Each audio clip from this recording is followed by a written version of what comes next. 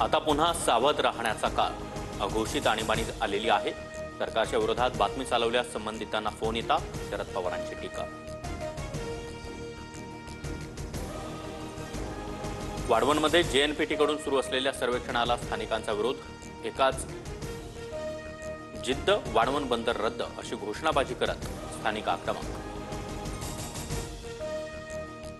Pune metro 2 Ramwadi ते वाघोली विठ्ठलवाडी विस्ताराला 3626 कोटी मंजूर। फडणवीसांकडून ट्विट करत पंतप्रधान मोदींचे आभार। मार्ग 4 वर्षात पूर्ण केला जाणार असल्याची माहिती। 2026 पासून 10वीच्या सीबीएसई बोर्डाची 2 वेळा परीक्षा होणार। फेब्रुवारी आणि मे महिन्यामध्ये परीक्षा पार पडणार। पहिला टप्पा अनिवार्य तर दुसरा टप्पा पर्यायी असणार। जास्त गुण अंतिम निकालात ग्राह्य धरणार। नागपुरात मुसळधार पावसामुळे हसनबाग परिसरामध्ये 1 फुटापर्यंत पाणी। नंदनवन कॉलनीमधील घरांमध्ये देखील पाणी शिरलं। नागरिकांची तारांबळ, रस्ते जलमय।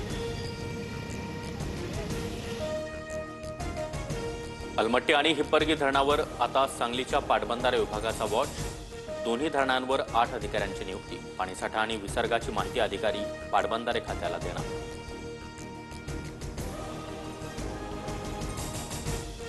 महाराष्ट्रातील प्रमुख धरणांमधून विसर्ग सुरू। नदीकाठच्या गावांना सतर्कतेचा इशारा।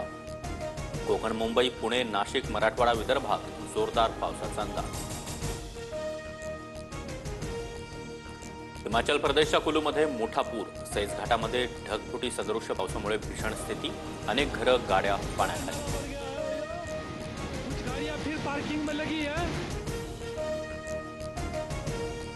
अमेरिका आणि इराणचे अधिकारी पुढच्या आठवड्यात चर्चा करणार। इस्रायल आणि इराणमधील शस्त्रसंधी दीर्घकाळ टिकण्याबाबत आशंका।